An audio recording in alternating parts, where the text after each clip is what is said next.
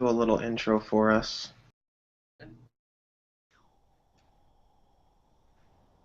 And I have the YouTube page open where this is supposed to broadcast. I'm just verifying that it's working.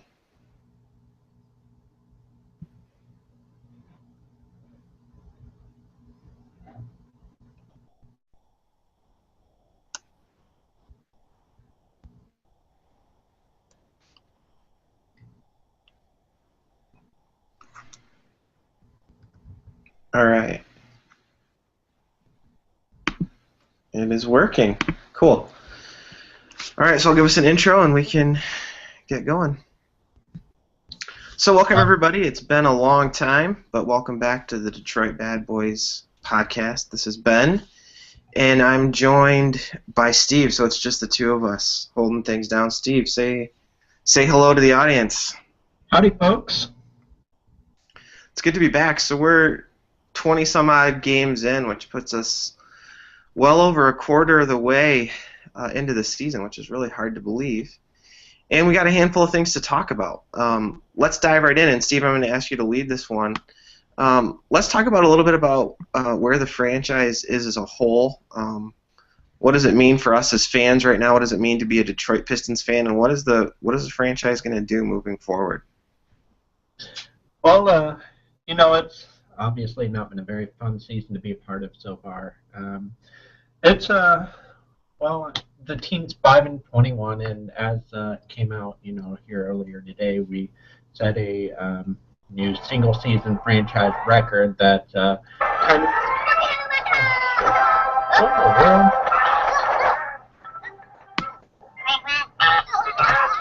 Oh my gosh! So sorry about that, man. It looks like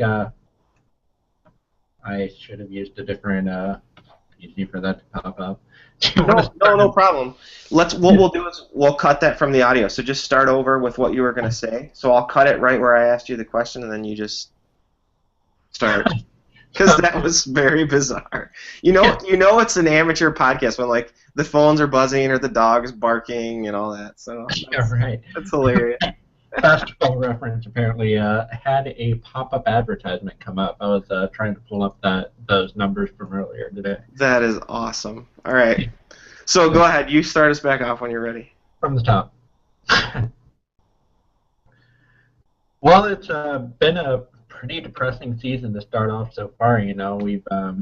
We're looking at a 5-21 start to the season. We've had a couple of really depressing losing streaks, as we talked about, earlier today being Thursday the 18th. This will probably go live on another day, but earlier today we talked about there being the longest home losing streak in a single season in franchise history. So all of that stuff is pretty depressing. So when I look at this franchise as a whole, I'm looking at a franchise that hasn't won a lot of games, hasn't won a lot of seasons over the past, 6-7 years, and has made a lot of really frustrating choices, whether it's with, chugging through coaches like they're just, the actual problem, whether it's personnel issues and decisions and playing guys who just kind of stink, and, just frustrating decision after frustrating decision. How much as fans do we owe this franchise? So when we talk about, taking a step back and looking at this franchise as a whole is where we're at in this season. I know me personally, I was looking at this being the season where we finally turned things around, and really buying into the hope that Stan Van Gundy may turn things around. With you, where are you at as a fan these days, Ben? So, for how many years in a row now have I said there's only so many more games I can watch? And last year, I made it through about 70 games, and then I gave up for a handful. And then Josh Smith got kind of put on the shelf, and then I watched the end of the season. I'm in the same spot this year. When they started off as poorly as they did, I said I'll give it 20 games. And if it continues to be the Josh Smith show, I'm going to watch other basketball, not because I don't love the Pistons, not because I'm a fair weather fan, but because, at the end of the day, I just love basketball.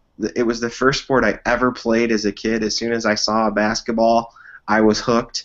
And, how many more years of just downright awful basketball do we have to endure? And, I've said it this year, I'm only going to give it 20 games. Well, of course I keep coming back, and I think I missed one game, and that I'm back the next time, and I'm watching them last night fall apart to the Mavericks and all those kinds of things. But I think at some point, it's not just that the Pistons are bad. For me, that's not the issue. It's that the Pistons are terrible, and they're the worst kind of terrible because they have absolutely no direction. If they were committed to young players, so for example, if they, just committed to Caldwell Pope and Drummond and Monroe, and they said, win or lose, we're going to ride it out with, these three guys and a handful of other complementary players and see what we have, I'd be okay with that, because that would at least be a clear direction that would signal a path forward. But instead, we have this hodgepodge, nonsensical nonsense where, we start the season and we're trying to make Andre Drummond a post player. Well, that doesn't work, so we stop doing that. We start to run the offense through Greg Monroe, but we're insisting on Josh Smith playing small forward, and so that doesn't work for anybody. So then what happens? Well, Greg Monroe goes to the bench. And the last handful of games, Josh Smith has been really up and down, and he's been down. He's been sitting on the bench, and when he's up, he's playing halfway decent, but there's no real commitment to anything. So I think for me, if Stan Van Gundy could simply commit to a path forward, and that path forward made sense for the Pistons over the long term, for me it wouldn't be about wins and losses. I could handle supporting a losing team if there was a clear path and a clear direction to right the ship. But as it stands now, I don't see any clear path forward for the Pistons. And so, for me, I want to watch good basketball, and there's a lot of good basketball to be had out there right now. So, I think I'm going to keep going for a little while, I think, because it's like a train wreck. At some point, you just can't look away. But I'm not going to watch this team for the rest of the season if it continues to be what it is now. I'm gonna find someone else in the Eastern Time Zone to support, because I just love basketball too much to be frustrated every time I turn on a game. Yeah, I know what you mean. And I've seen that too in a lot of senses. That a lot of times what we're looking at on the court is just a big jumble and convoluted mess. And it's one of those things that whenever I am watching them anymore, I have a lot of trouble figuring out what I'm looking for in a team, like what I want to see. Like so my other sports loves are, really basketball's kind of number two for me. I've always loved baseball myself. I'm a big White Sox fan, which I'm probably the only DVBer who is a White Sox fan, but that's what happens when you grow up in Northwest Indiana. With the White Sox and also Notre Dame football is also one of my favorite teams. With the White Sox a few years ago, we had Ozzie Guillen, and he basically just checked out. And toward the end of the season, I was just, I was hoping that the White Sox would lose, so that that the whole franchise would just get fed up with Ozzie Guillen, fire him, and we could just move on as a team. And saw the same thing with Notre Dame back during the Charlie Weiss era. He had, this huge contract, and so it was going to be a pretty big commitment to get rid of him. I remember they'd lost against some really crappy teams. I haven't really, gone and looked into the specifics to research for this point, but I'm kind of feeling in a similar point with the Pistons and Josh Smith. The insistence in keeping him having an integral part of the team, especially when there are other options available. When I'm watching the Pistons anymore, it's hard for me to cheer for them to be successful, to cheer for Josh Smith to be successful, because any success that he has, we've got a pretty good track record that it's not going to be sustained. And so, the best thing for this franchise is for him to stink bad enough, for the team to stink bad enough, so that they feel like they have to move on and, do something to be successful over the long haul that doesn't include Josh Smith as a key role. And so, beyond the point of just hoping for a draft pick, hoping for whatever, it just, you know, um, it's hard to cheer for this team. It's hard to cheer for the players on it. It's I just don't really know where to fall in terms of the whole fanhood. Do you know what I mean? Yeah, I hear you loud and clear. It's hard to cheer for this team, as I think the key point, right, with the emphasis Yeah. on this, because the question becomes linking. So thinking back to a year ago, I don't have anything against Joe Dumars the person, even though I've written a lot in terms of criticism of what he's done with the Pistons in the last handful of years.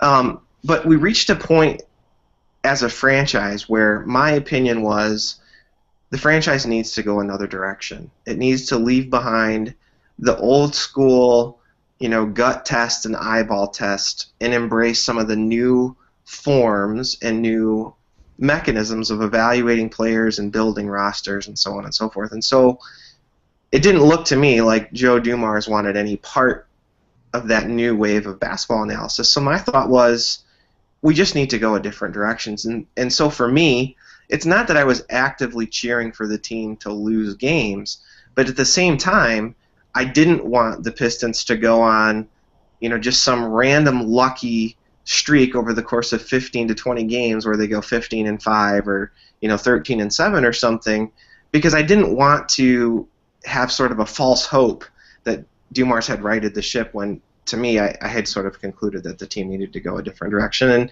I think I sort of feel similarly now. Josh Smith might have a good game every 1 games in 5 or every 1 games in 6. And that one good game that he has seems to spark this idea that, well, if he could just do that, every night, or if he could just do that more often. But where I'm at with Josh Smith is he just can't. He can't do that more often, and to hope that he can is a false hope. And so we just need to cut losses and move a completely different direction. So until that happens, again, it's not that I'm cheering for the team to lose, but at the same time, if they continue to do what they're choosing to do now, losing is going to be the outcome. And the more they lose, the more I think it forces Van Gundy's forces his hand to do something different. So if that's the only way to make him change things, then I'm not opposed to the team losing, because the way things are now, this roster just doesn't work. And with Josh Smith as the focal point of the offense, it's never gonna, no matter how many pieces you put around him. So, yeah, I'm not rooting for us to lose, but at the same time, if that's the best thing long term, then let the losses pile up. That's honestly where I'm at. Yeah. yeah, I know what you mean. That's kind of the case. It's a lot of times you'll see the team just really be competitive coming into the fourth quarter, and just Josh Smith trots on out. Van Gundy sends him out to help close out the deal, and it's just I don't know. I can't help but do anything but laugh when that happens, and just well, my girlfriend and I, we've got a little thing that we do where we'll say, "Hey, babe, you'll never guess how Josh Smith is playing right now," and she'll say, "Wonderfully," and it just I don't know. It's just depressing being a Pistons fan right now, and it'd be really great if they just Stan Van Gundy coming on board really gave us a reason to be hopeful. But since the season started, that there's not really been anything that's been the case. There's not really been any great push that the team has done that we're really trying to do something different to be successful. Whether it's making a dramatic change, whether it's making a tough decision, we just don't see it. It'd be just great to see him go against the grain. To say, you know what, Josh Smith has had a terrible year this year. We're gonna play him the minutes that he's really earned, and stick Jonas Drabko up there ahead of him in rotation. And I mean, as much as I like Greg Monroe, he's not been a superb player either. We've seen some issues in the point guard rotation, and Brandon Jennings, as much as we've had invested in him over the past few years, it'd just be great to see a change of any sort that shows that they're trying to do things to push this team in the right direction to really win games, rather than focusing on whatever issues it is that keeps the status quo in check, whether it's in regard to Josh Smith or the overall lineup itself, or just the vision of this franchise, or trades being made. I mean, how long has it been since we've seen a trade? It's a frustrating time to be a fan overall. Yeah, I agree, and I think this is kind of a natural segue into what we want to talk about next. At the beginning of this season, and I would say even earlier than that, I was really excited about Stan Van Gundy because he has had some really tremendous success coaching up young players and getting the most out of them. The most obvious parallel to draw here is with Dwight Howard when Van Gundy was coaching in Orlando. So I had really high hopes for both Greg Monroe and Andre Drummond coming into the season. I really expected to see them starting together with Josh Smith coming off the bench. I expected both of them to thrive, and that really is not what we have seen at all. Greg Monroe has been okay. Andre Drummond started the season miserably. So let's talk a little bit about these two guys, and we can take them in either particular order. Sean Corp actually has a really nice post on the front page of Detroit Bad Boys right now showing what Drummond has been able to do over the last 8 games. So maybe that's a good place to start. What are you seeing from Andre Drummond recently, and what do you think is behind sort of the improvement that we've seen over the last small stretch of games? Well, I think it all definitely starts with, abandoning this idea of Andre Drummond as a back-to-the-basket type of player. I was looking back at some clips earlier today and looking at, where most of Drummond's assisted baskets from Jennings and Augustin were coming from. And in the first couple weeks of the season, on DJ Augustin and Brandon Jennings, they were only getting Drummond the ball when his back was to the basket, these post-up opportunities. Past few weeks, we've been seeing more and more of both of them hitting him on, some pick and rolls, really getting him involved in the fast break opportunities. And then just also, it seems like, I don't know what Stan Van Gundy's philosophy is on the offensive rebounding issue. There are some coaches that say that they'd be fine conceding offensive rebounds in favor of getting back on defense, and we've certainly heard a lot of Van Gundy stressing the team getting back on to close off transition opportunities for opposing offenses. But we've really seen Andre Drummond's offensive rebounding numbers spike the past couple weeks, and last night against Detroit, we saw a lot of tip opportunities where he was able to get in there and get some easy baskets that way. But the biggest thing I think with Drummond is just abandoning the idea that he's ready to be a back-to-basket player. The way to really, he's got the potential to be a 20 and 12, 20 and 13, 14 player.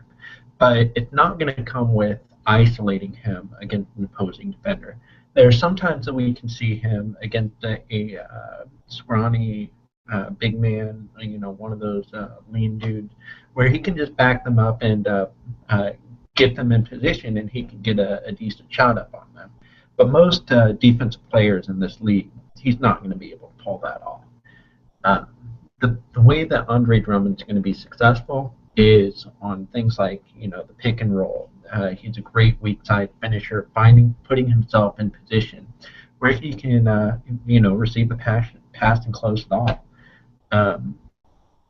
And probably the biggest thing that I've noticed lately with the point guards for the Pistons is the ability to really facilitate the pick and roll.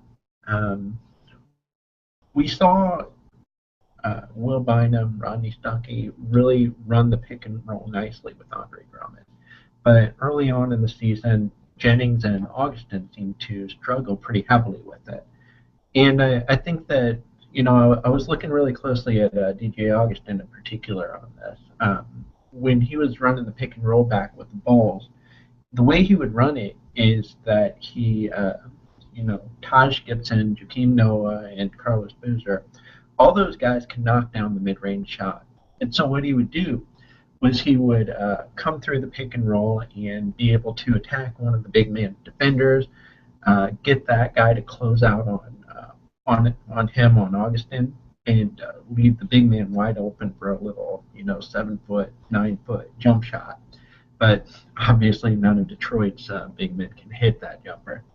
But Andre Drummond, the way he runs the pick and roll is a lot different. The way he is able to be successful is that the point guard needs to be able to, attack that elbow and attack that area of the paint to make the opposing defender, hang with him, whether it's with Will Bynum or Rodney Stuckey. Both of those two are going to be able to draw the amount of attention that, nobody's going to be rotating over to Andre Drummond. He sneaks on past the defense, and they just lob it up. He dunks it on in, nice and easy. And neither DJ Augustin or Brandon Jennings are, big in the paint type of guys.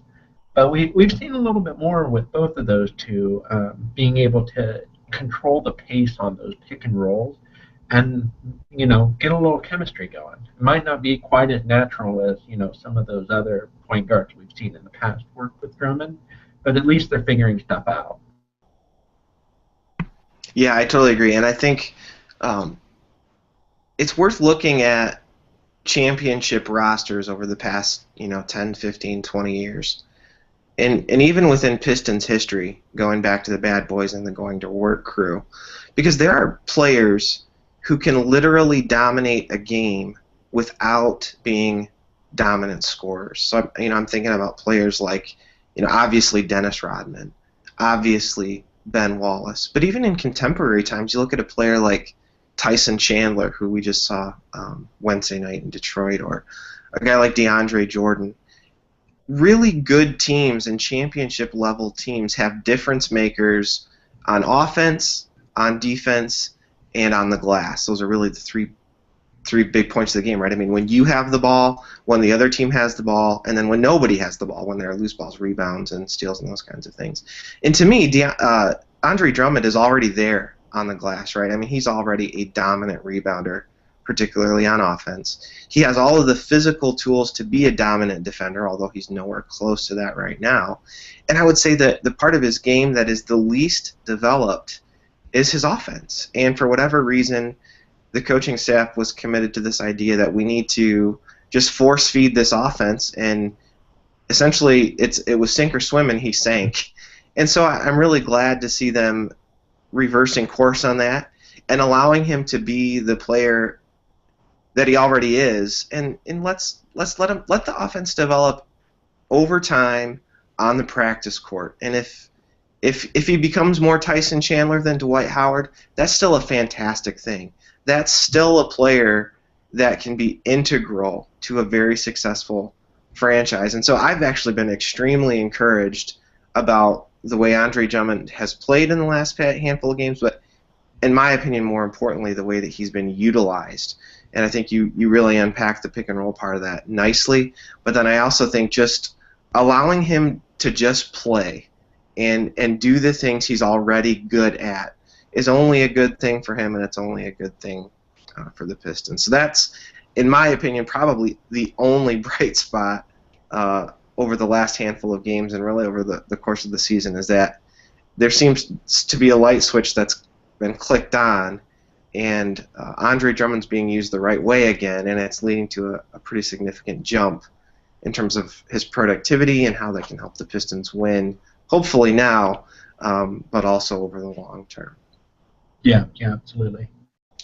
So Andre Drummond is improving. What about Greg Monroe? So I think I made this in a comment a handful of days back. I think most NBA teams would count themselves lucky to have either one of Andre Drummond or Greg Monroe on a rookie scale contract because both of them are going to outperform that contract. The Pistons have been in a situation the last few years where they've had both of these players on rookie contracts, and from my perspective, they have just squandered this fantastic opportunity. And that we've talked about Andre Drummond, so now let's talk about Greg Monroe. My opinion is that they're really wasting this year, bringing him off the bench, playing second fiddle to Josh Smith. Yeah, there's the contract situation. Yeah, there's the trade rumors. Yeah, there's what's going on with his agent. But the fact of the matter is he's still a good player, right? He hasn't lived up to his potential maybe. He hasn't taken huge steps forward year over year like maybe we would have wanted him to. But I don't know, what do you think? Are the Pistons squandering this opportunity? I mean, that's the only way I know how to think about it. But what are your thoughts on that? Oh yeah, yeah, amazingly so. It's you know, I think back to the idea that Greg Monroe probably should have been Kepi Udo, or however you pronounce his name, and you know, the type of player that they would have gotten, you know, most seasons with him, and just how. It seems like the franchise just quite hasn't appreciated, you know, the type of talent they've gotten out of him. And I don't know what it is, whether it's, you know, the fact that he was pretty successful early on in his first and second seasons in his career, and that, you know, maybe if he would have just started blooming now, they'd be like, oh, hey, look at this dude, he's fantastic.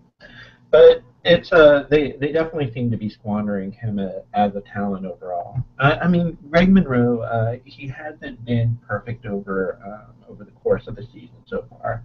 He's had a lot of trouble finishing down close, it seems. A lot of roles that haven't quite gone his way. Been a little bit more turnover prone, kind of going back to earlier in his career. But also at the same time, you know, I mean, basketball is a game of up and down. You have times where things are going your way and times when they're not. And it just seems like one of those periods of time where this is the down point of Greg Monroe, and then the upswing is really good. So I don't really know what in the world Dan Van Gundy's looking at with him, and why they would have um, chosen for him to be the one to come off the bench rather than Smith. You know, I get wanted confidence, I get contract and all that sort of thing, but at the end of the day, you want to win game. And I have trouble seeing any argument that says that Josh Smith puts you in a better position to win basketball games than Greg Monroe. So, you know, as a whole, I'm just at a loss. It's one of those things that's really frustrating for me as a fan to, you know, sit back and watch. What's really remarkable to me is that the only stretch of basketball that I can recall where the Pistons have had both Greg Monroe and Andre Drummond on the roster, that they've put Drummond and Monroe together with a coherent roster, was immediately after that trade for Jose Calderon. And in my opinion, that stretch of games to close out, I believe that was Drummond's rookie year, it's the only time that the Pistons have ever committed to an extended look of Andre Drummond plus Greg Monroe plus a coherent perimeter rotation. And to me, that is mind-boggling. Mm-hmm. It is mind-boggling to me that you would look at two guys who are essentially 7-footers with relatively complementary skill sets, and you won't commit more than a 15 to 20 throwaway games in a losing season while one of them's a rookie. It's just mind-boggling to me that they would not commit 20 games, 10 games, 15 games, just to say, what do we really have here, and what could this look like? To me, I will never understand it, and unfortunately, you know, my opinion is we're not going to get that chance. My opinion is Greg Monroe is probably out the door come this summer, and that's really, it's a missed opportunity because Greg Monroe has continued to be He's going to continue to be a reliable player, a limited player, yes, but a reliable player who can go out and get you 14 to 18 points and 8 to 11 rebounds on a consistent basis. And to me, while you would not want to explore what it would look like to build around him and Andre Drummond, it's just an incredibly franchise crippling sort of missed opportunity that you're just not going to be lucky enough to get that many times, in any given decade or any given generation of players. So to me, I'm just extremely disappointed. I know Greg Monroe has been a Detroit Bad Boys favorite, and we've probably been more vocal than anybody in terms of supporting him. But I don't think any of us are blind either. It's not as if there's this blind commitment to Monroe. We get that he's a limited player, but he's also a good player. And I think all of us who contribute to the blog are just incredibly blown away that the franchise never committed to them in any sort of meaningful way. Yeah, I don't think anybody on any of our regular writers are really that infatuated with Monroe. I think that most of us would. I mean, for me, I'd put up a decent argument that, well, I don't know that my argument itself would be decent, but, my thought is that Kyle Singler has been about as important to this team as Greg Monroe over the past 2 years or so. Thanks to Singler's versatility and being one of the few guys on the team who can knock down an open jump shot.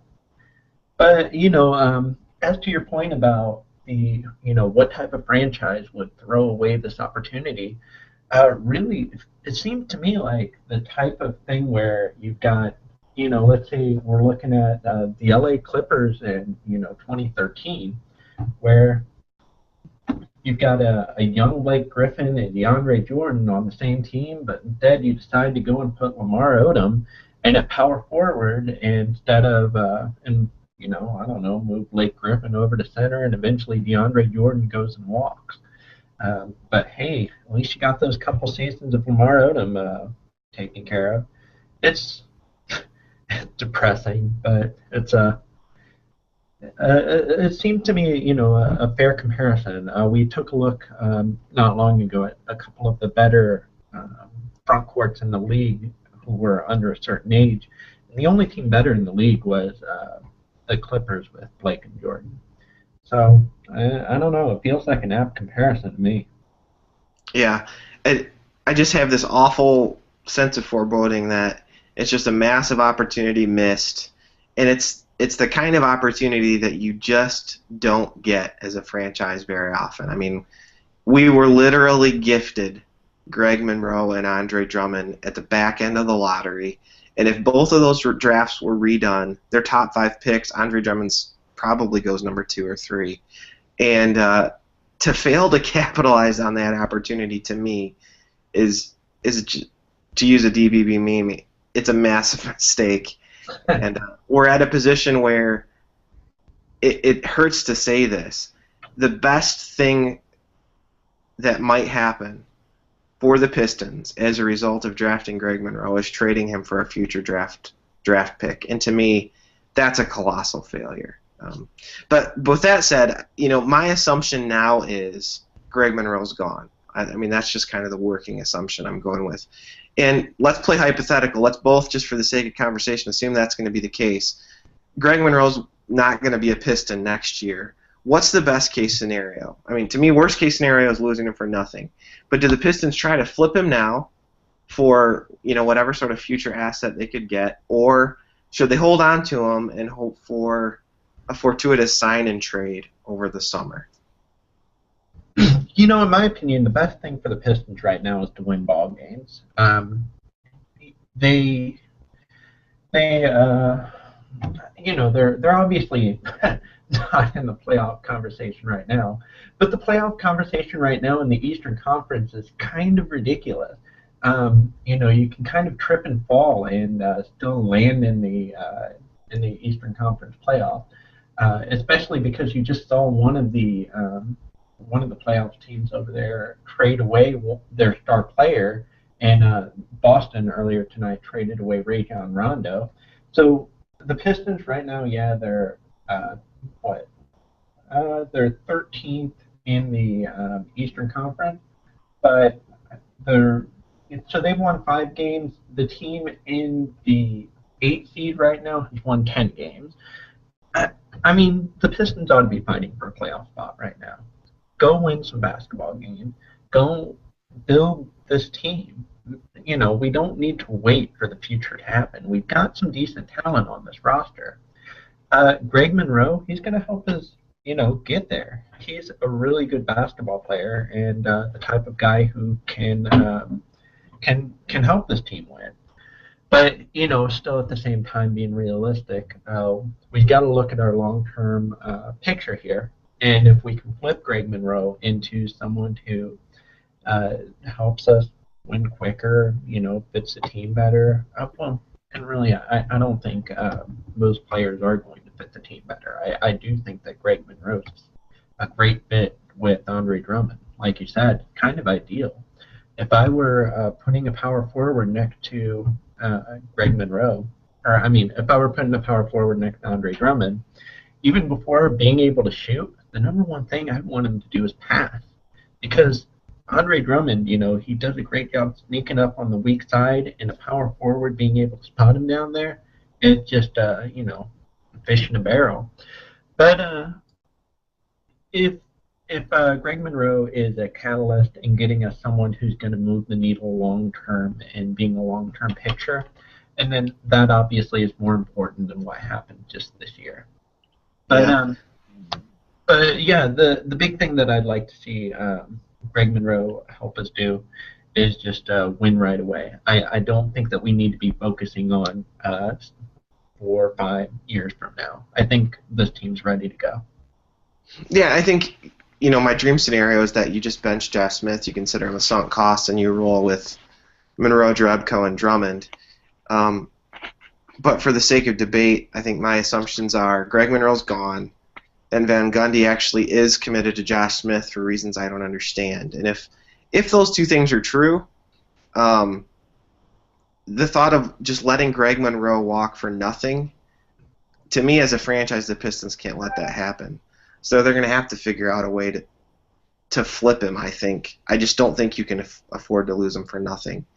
I would imagine there would have to be somebody willing to give up a first-round pick for Greg Monroe. That even if it's a rental, there's got to be somebody who would want to add him to make a push. But to me, again, if Van Gundy really is committed to Josh Smith, and if Greg Monroe's likely to be gone, I don't think the Pistons can afford to lose him for nothing. They got to figure out something. Because if Greg Monroe, if and when he leaves, your plan at power forward is Josh Smith. So you got to do something to bring in some assets, even if it's a year or two down the road in terms of a draft pick. I just can't see how they can afford to just let him go via free agency and not get anything out of him. Yeah, I know where you're coming from for that, and it's well, when I look back at this team a couple years ago, we were really asset poor. We didn't have really any youth to this team at all. But right now we've got a decent group of young players with Drummond being 21, Dinwiddie and Caldwell Pope I think are also 21. Tony Mitchell, hell, he's probably not going to amount to much at this point, but also 21-year-old. So they've got a decent group of young players. So, I feel like if in a vacuum, it's awful letting him walk for nothing. It'd be a shame if we didn't get anything out of him. But also, I feel like it's something that we can survive. But, the larger point that I think you mentioned on there was what is his trade value? And with Rajon Rondo being traded here, just right before we got on this broadcast, it was Rajon Rondo went for Brandon Wright, Jay Crowder, Jamar Nelson, a first-round pick, a second-round pick. Holy crap. I mean... That's a haul. Yeah. I mean, it really says that Greg Monroe has some significant value out there on that market. Yeah, I think,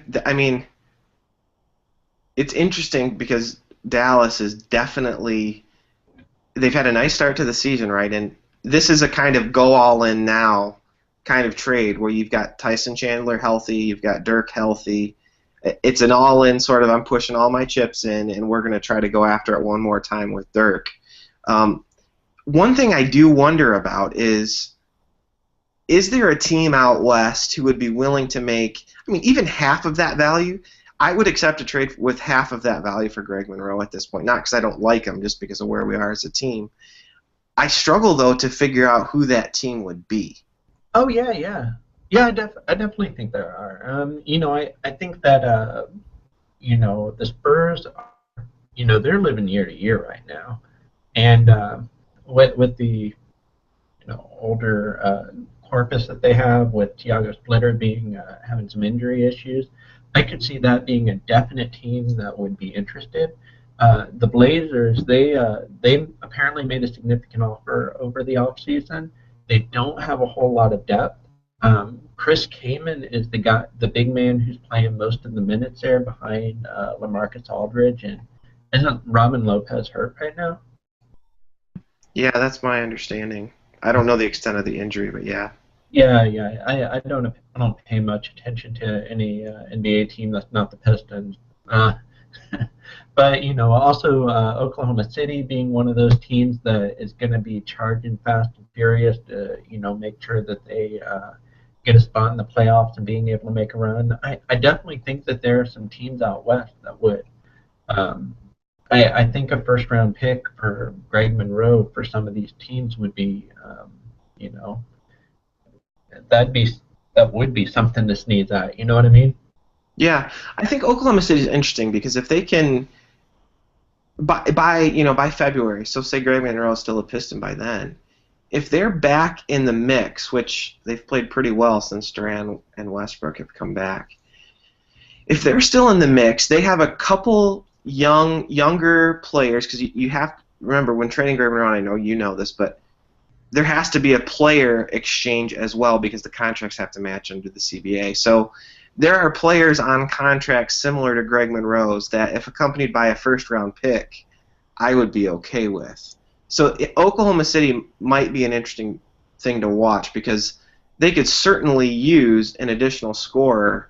And, man, thinking about Monroe next to Ibaka, to me, that's a really interesting and explosive and dynamic starting five when you think about what they could have up front and in the backcourt. That's an incredibly versatile offense that could work. So that would be definitely one destination that comes to mind. And and think about Houston too. With I guess they have Jason Terry on their roster these days. I guess they got him from Sacramento for something or another. But those two contracts would swap right out, and get a first round pick out of that deal. And Greg Monroe is another scoring threat there to replace what Chandler Parsons left them for over there.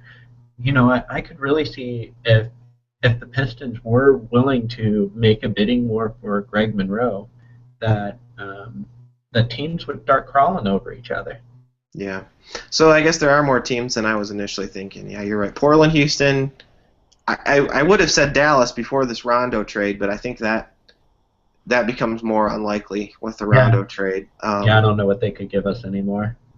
Yeah, so I think him going somewhere in the East probably makes less sense because I'm not sure there's a team in the East that would maybe feel like adding Greg Monroe gives them a real chance at a championship. But yeah, so maybe there are more suitors than I was initially thinking, and I legitimately would feel bad as a fan to see Greg Monroe stripped out for a draft pick. It would emphasize sort of all the things I was talking about earlier, where I feel like it's just a failure at a systemic level to see that happen. But at the same time, if he's going to walk anyway, and that's my assumption, they have to recoup something over the long term, is my feeling. So. Yeah, I definitely see where you're coming from for that. It would definitely be a bummer. For me, I'd rather make a push. I'd rather just pick Josh Smith at the end of the bench. push forward and try winning as many games as we can, get this franchise moving in the right direction. But if one of those teams was going to make a competitive offer, and then it'd be tough to say no. And I mean, a first round pick for Monroe is a bummer, but I feel you that it would you'd have to be strongly considering it. Yeah. So, with your comment about Josh Smith getting sent to the end of the bench, I totally am with you. I mean, that's my ideal scenario. He's considered a sunk cost, and he goes to the end of the bench. And the guy, to me, who replaces him in the rotation, in the first place, is Greg Monroe starting, but then beyond that, in my opinion, it would be Jonas Jerebko. And Jonas, I will admit, I am biased in his favor. I love that he plays hard. I love that he moves without the ball. I love that when he runs the court, he runs the court. And, I even in some ways love his limitations because he looks kind of goofy when he goes to the basket, and his sweeping hook isn't always all that pretty. But in my opinion, he's the most overlooked guy on this roster right now. And after last night, just a wonderful fourth quarter that he put together against Dallas, Jonas Jerebko actually leads the Pistons in wins produced per 48 minutes right now. And to me, he's quietly having sort of a career season that no one in the world is noticing because the Pistons are just so god-awful. And to me, here's my question. How much better does Jonas Jerebko have to play to get a consistent role in the Pistons rotation? I mean, this team has nothing to lose. They are terrible. They are 5-21, and every time Jonas gets a look, he plays well. What on earth does he have to do to prove that he's a rotation caliber player that really should be playing over Josh Smith and even at times over Greg Monroe? I don't know. What are your thoughts about Jonas? I admit I'm biased because I like him, but I also think he's playing really well and deserves a shot. Yeah. It's unbelievable, that Jerebko's playing as well as he is, and I think it underscores whatever type of ulterior motives exist with Josh Smith that for me I can't comprehend. It's not really fathomable. But like with Jerebko, he's been as effective, if not more effective, produced as many wins as our best players in half the number of minutes. He really has been really good. And Ben, you and I, we disagreed pretty fervently about 3 years ago, I think it was, when Lawrence Frank was around about Jerebko, that, when he was struggling and Frank pulling him out. But at this point, the last 2 years, Jerebko's been an extremely above average basketball player. He belongs on the court. There's really no excuse for him being, marginalized the way that he has. And with this season in particular, I can't imagine any reason that Josh Smith is playing ahead of Jonas Jerebko other than the name on the back of the jersey.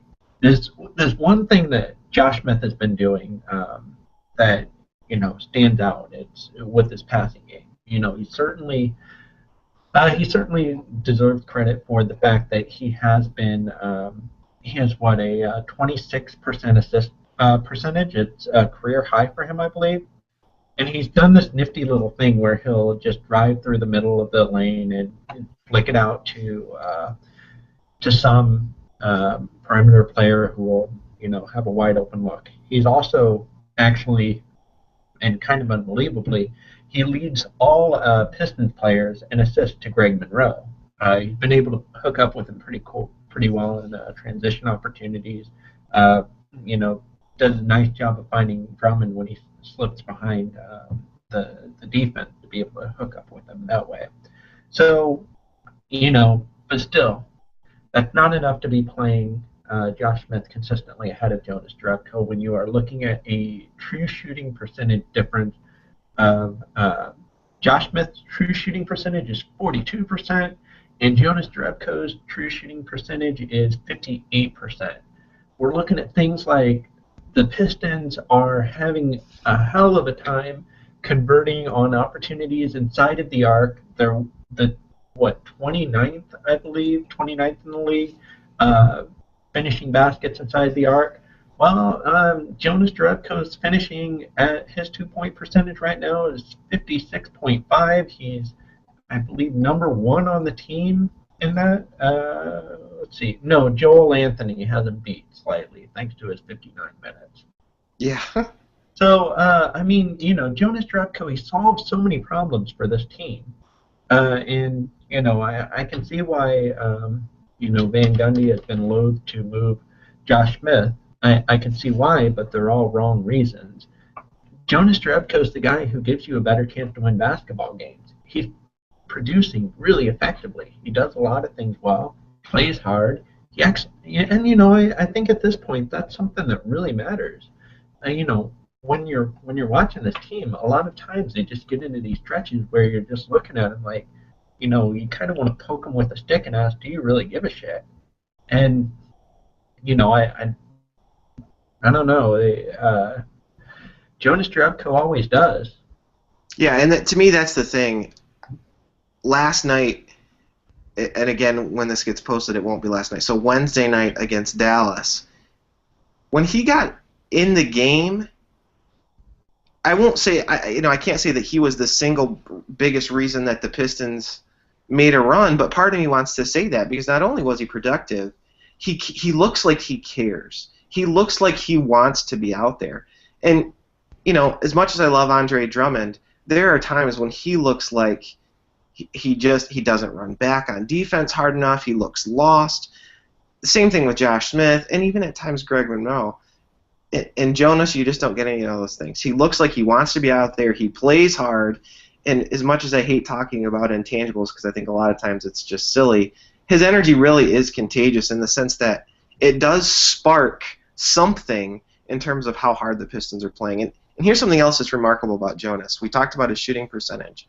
Right now, here are the Piston players that he is shooting better than in terms of three-pointers, right? So from his three-point percentage. KCP, Jody Meeks, Brandon Jennings, DJ Augustine. All of those guys are launching threes. KCP's taken 141 threes, right? He's shooting a lot of three-pointers. Jonas Jerebko is third on the team in three-point percentage. You already talked about his two-point percentage. For a team that can't shoot their way out of a paper bag, Jonas Jerebko makes all the sense in the world right now. And I think you're right. If the playoffs are still a realistic possibility, and it's unbelievable to think a team that's 5-21 could be in the playoff hunt, but they are. I gotta wonder why Jonas Jerebko isn't getting a look, and I've gotta hope that somehow he gets a chance, because linking back to what I said earlier, he's the kind of player that win or lose, as a fan, I can get behind. Regardless of the win-loss record, he plays hard, he works hard, he's not selfish, he scraps, he runs, he dives for loose balls, he goes after rebounds. He's the kind of player that for me as a Pistons fan, a team that's always been sort of a blue-collar team, I can cheer for regardless of winning or losing. So for me as a fan, that's what I'm hoping for. I'm hoping really for a couple of things. Josh Smith to get benched and or traded. And I really would love to see Jonas get some burn because for all the reasons I stated, he's just a guy I love cheering for. And I think when you're looking at the attendance figures that the Pistons are by far worst in the league attendance-wise.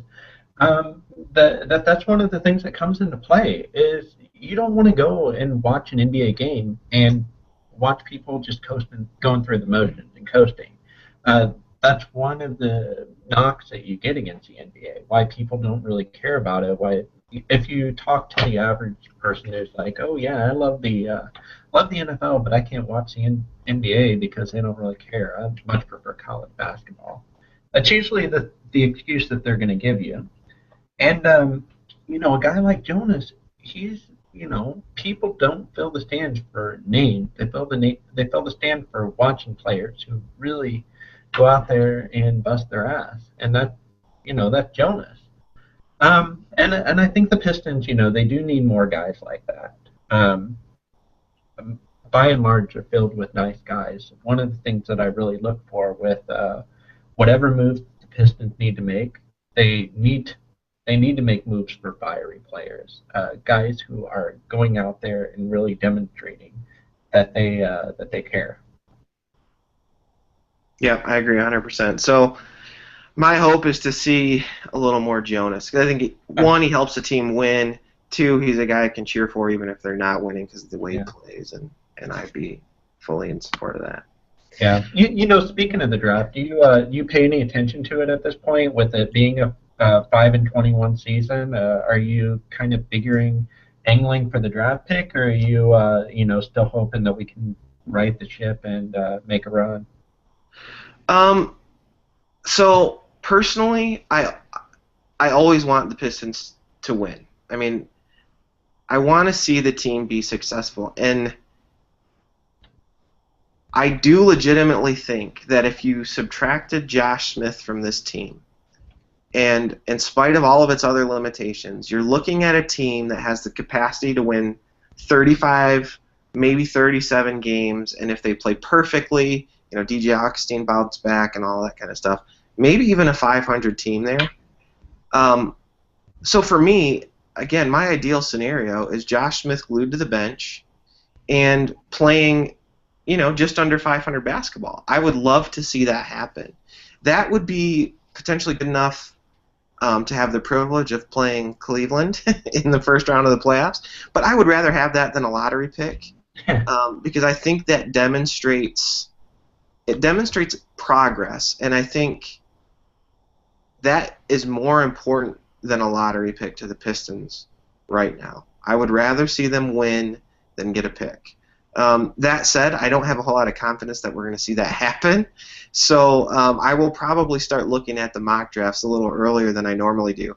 I normally don't start paying attention to the draft personally until after the trade deadline has passed because I'm always holding out hope that there could be a trade to improve the team. But how about you? What are you looking at? What's your, if you're looking at draft boards, are you hoping for wins? I mean, you talked a lot about wins. What's your perspective on that? Well, I do like the draft. I get in. I enjoy keeping an eye on it. So I'm always paying attention to it. But heck, the team right now that is the number 6 seed team in the Eastern Conference won 15 games last year. Yeah, it's incredible, isn't it? So it's one of those things that I think that the playoffs legitimately are within reach for the Pistons. This is one of the Eastern Conference is one of those things where it's week to week, and then in addition to that, even if we do, let's say we get the number 1, number 2, number 3 pick in the draft or something like that, your guy Dave Barry, he had this tweet earlier today. Well, actually, maybe it was yesterday. It was all rookie picks this year have combined for negative -0.2 wins. Yeah.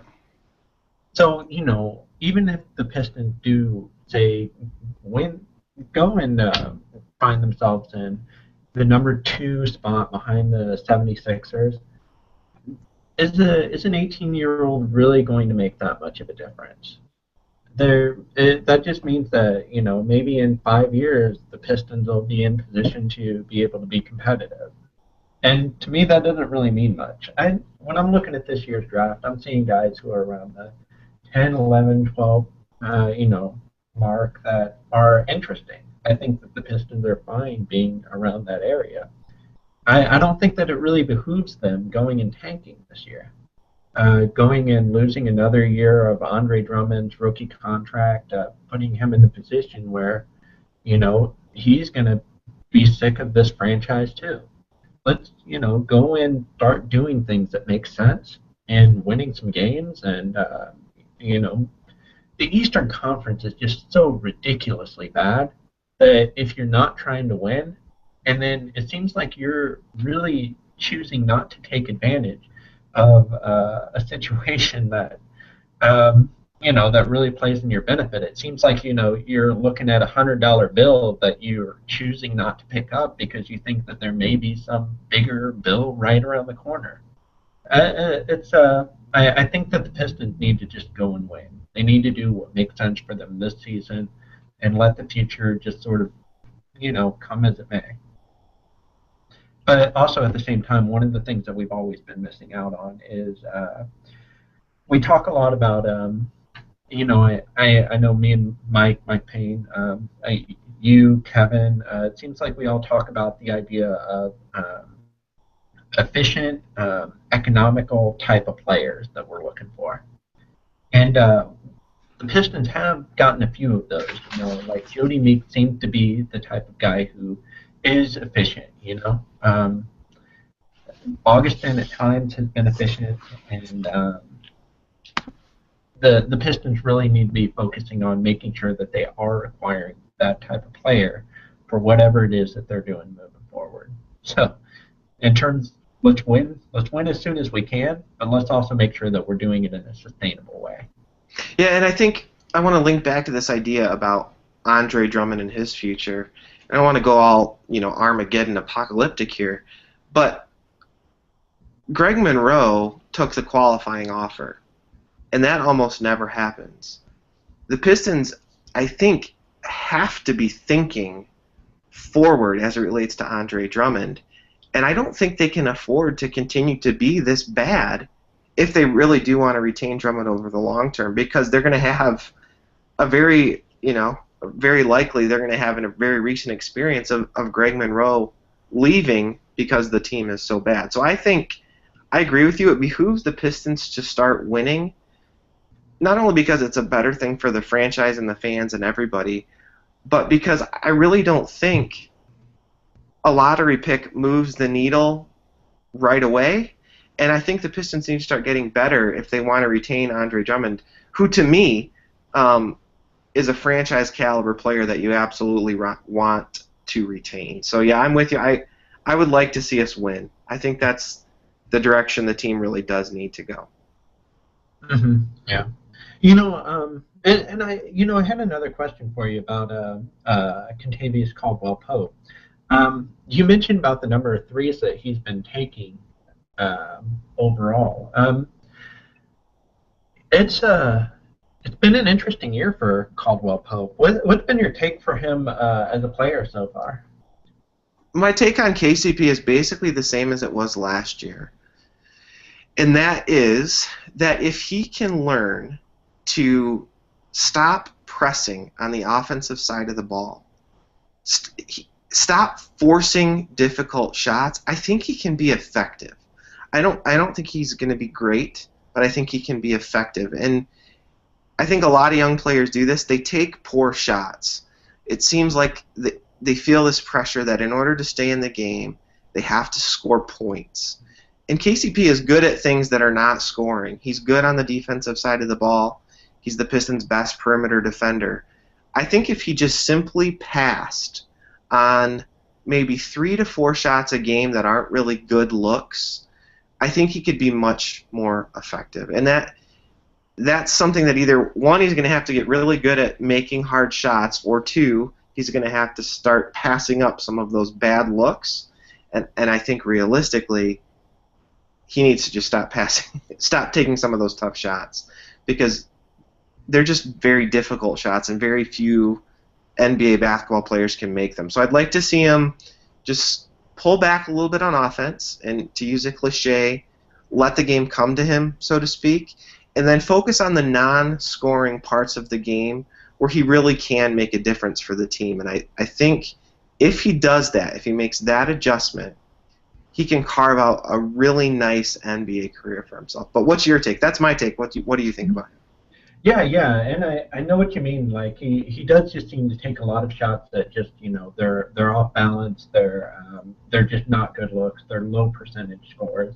And in the big scheme of things, he doesn't really take as many shots as it sometimes feels like. Like we look at a box score. I think it was last night he shot 15 times, and we look at the box score and see those numbers, but on the per 36 he's per 36 he's 7th on the team in field goal attempt.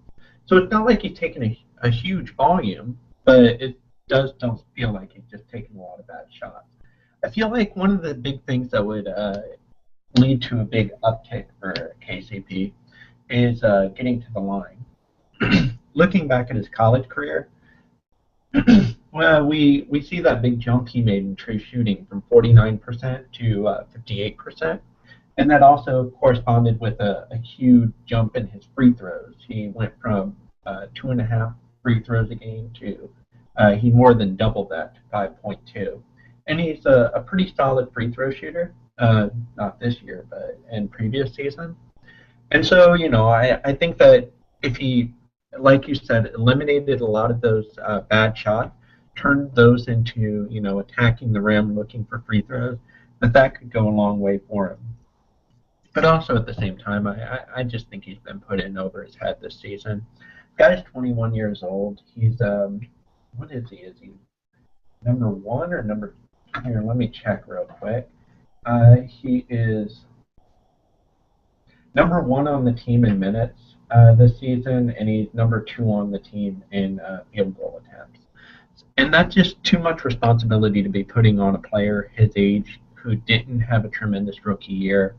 I understand that Jody Meeks was out of commission for a lot of the season, but still, it's not really, a fair spot to be put in, especially when you've got guys like Kyle Singler and Caron Butler who have played shooting guard in the past. It feels like it really should have been, the pressure should have been distributed a little bit more evenly. I like KCP's long-term potential, but I feel like he still need, he's got some strides he needs to make development-wise. And I think that starts with taking better shots, like you said, and just getting to the rim and drawing some contact, getting to the stripe. Yeah, and I think the Pistons as a whole, shot selection is poor. And in my opinion, a lot of the shots don't need to be as bad as they are because there's plenty of time left on the shot clock. And I think you see this in particular with Josh Smith. I mean, anytime he launches a 17-foot jumper with more than 5 seconds on the clock, it's a horrible shot. There's no reason that shot should ever happen. And I see this occasionally from KCP as well, where he gets the ball early in the shot clock and he tends to drive toward the baseline and take a 17-foot pull-up jumper, and that's just not a high-percentage look, and it's not a look that needs to be taken. And so I think some of that is a problem for the whole team. It's not just KCP, but those are looks that need to improve because there's just no reason. It's an unforced error, so to speak, and it's not something that – it's not like he's taking shots to beat the shot clock all the time. They're just shots that maybe they were good looks when he was at Georgia and he was the only guy on the team who was capable of sort of individual output, and they're just shots he can pass up. And I think if he does, everything starts to look better for him. And then as a team, if the team can sort of get into the same mentality, I think the offense is going to get a little bit better as it is. So. Yeah. Hopefully with Jody Meeks coming back, we'll see a little bit better performance out of just everybody out on that wings. Yeah, and I think you're right about KCP. Sort of this season has been by necessity to some extent. I think Kyle Singler probably could have taken some of those minutes early on at shooting guard. But with Meeks out, there wasn't really much of an alternative. So I do think Meeks probably should become the starter, and I would like to see some of that pressure. I would like to see KCP have a well-defined role in which he isn't forced to score. And I think for the long term, that's probably the best path forward for his development. Yeah, I definitely feel you. Where his primary role on offense is swinging the ball around rather than putting it on up. Yeah, and then if he does have if he's got an open three, take it. If he's got an open lane to the basket and he can get to the line, do that, as you were saying. But I think he can afford to be a little bit more patient than he's been. Yeah. All right, so let's transition kind of to the last topic that we've got on the list, and that is teams that seem to be projected as the most active on the trade market between now and the February trade deadline. You pointed out a tweet from I'm not even going to bother to try to pronounce his last name. I'll just call him Waj because that's what everyone else does. The Pistons are on the list of teams projected to be on the phones, along with a few others. What do you think the prospects are for a trade between now and the trade deadline? I mean, I just have trouble seeing how the Pistons could not be making a trade with the way that they've been playing, and most of the players on this roster not being Stan Van Gundy's guys. I'm surprised that a trade hasn't happened up to this point. I'm not sure what the MO behind that is, but hopefully we just, do see, like, you never want to see a trade just for movement's sake, but I think that there are a few spots where some trades certainly make a lot of sense.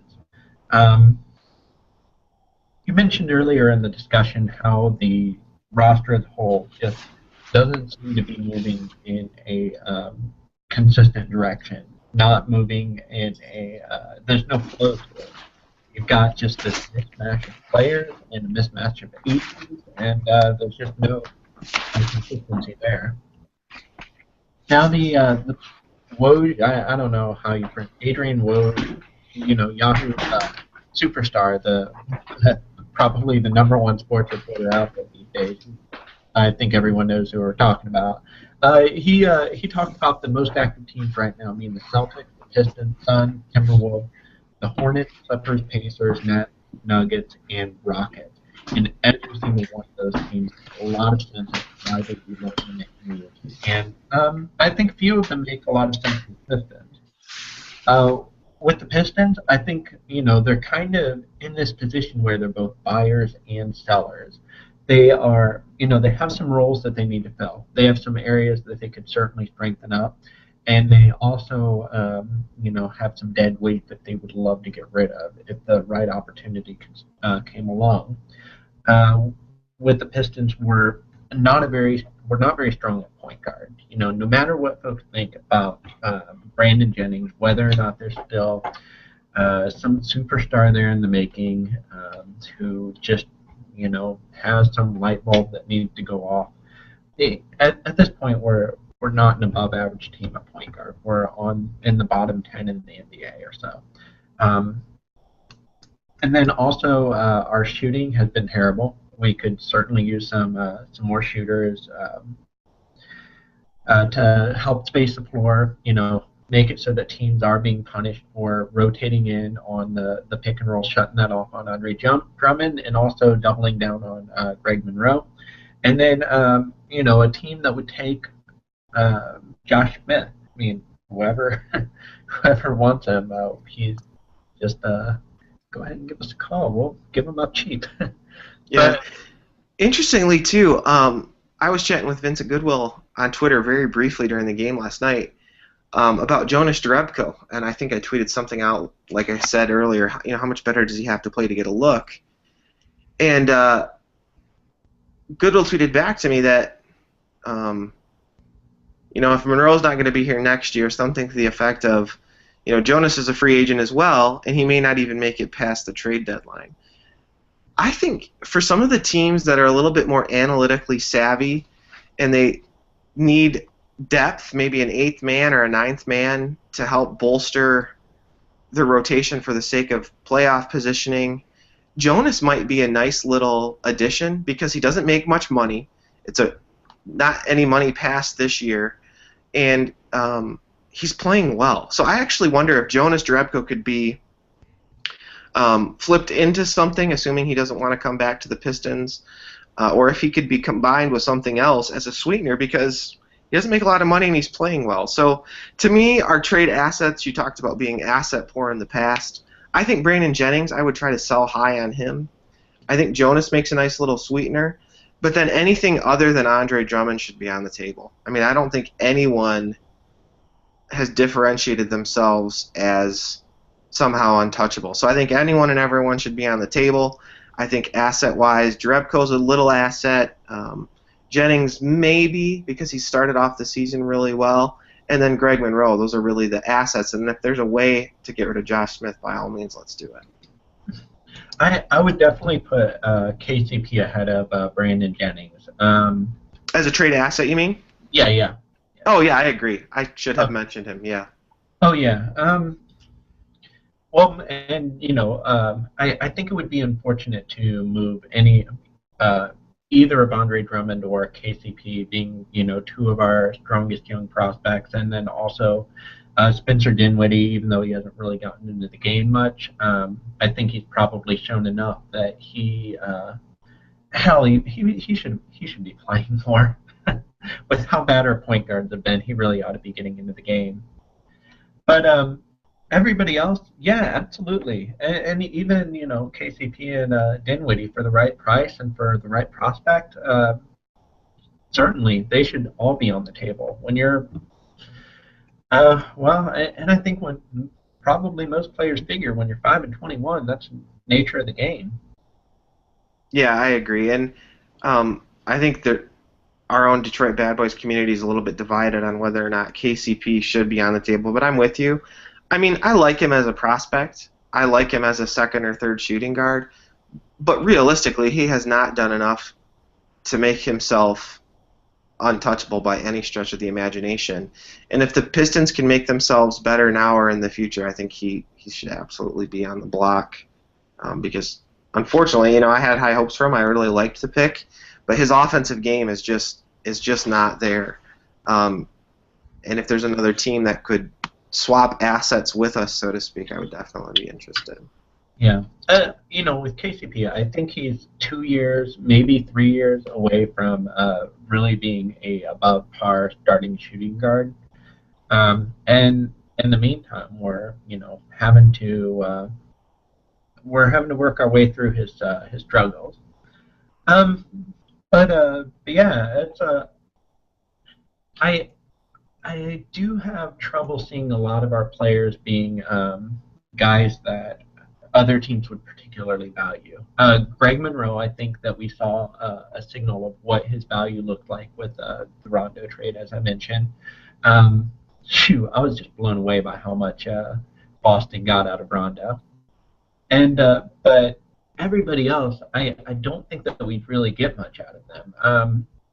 Brandon Jennings, I think that if we just got an expiring contract out of Brandon Jennings, I think a team would be expecting us to be satisfied. I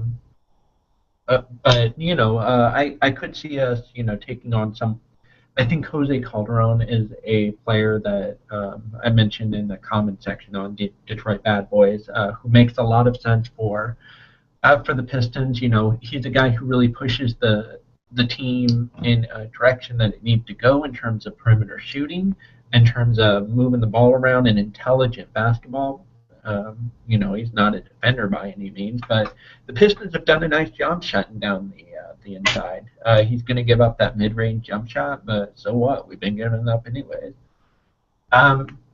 But outside of a guy like him on a team that's really selling, I'm not sure what opportunities there are out there.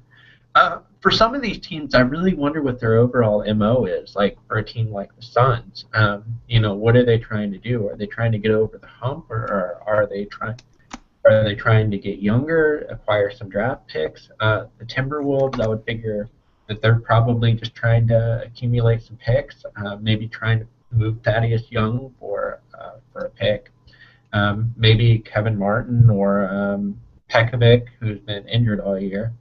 But yeah, for instance, the Pacers. Are they trying to make a push at the playoffs?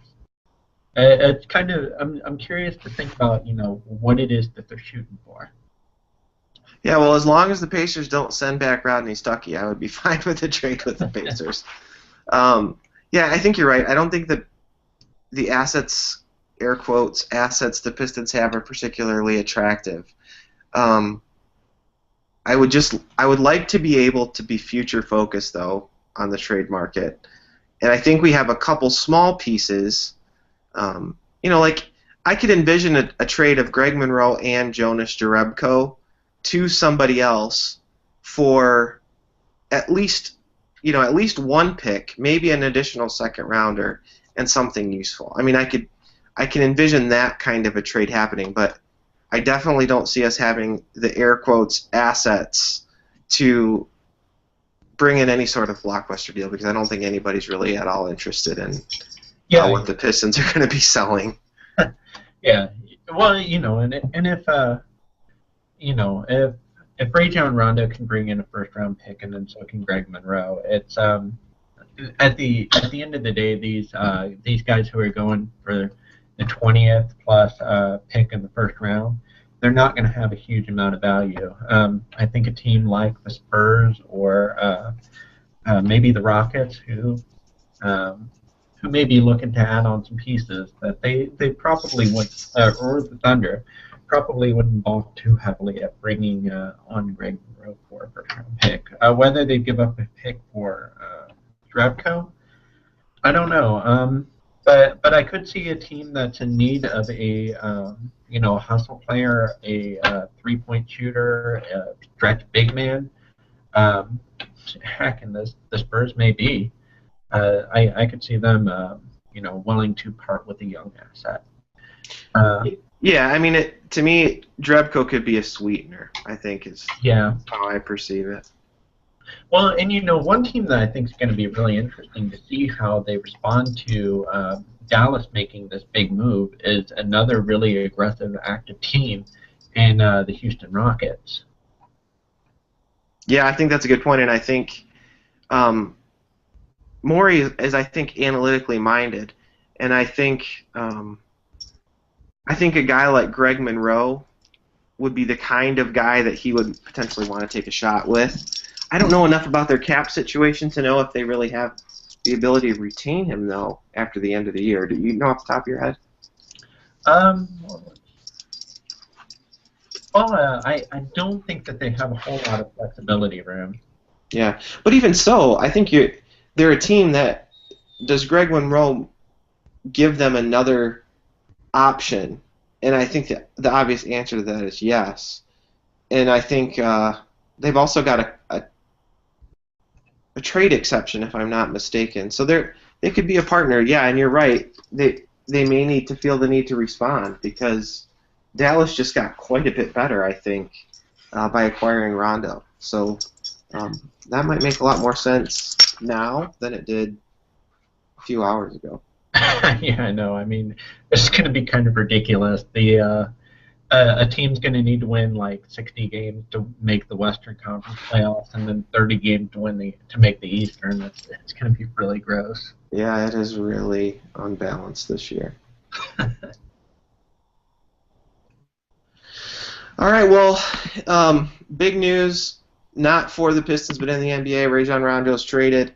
I think, Steve, you're right to point out that might mean something for the Pistons in the sense that there might be some Western Conference teams looking to be adding some depth, and maybe Greg Monroe gives them a chance to do that.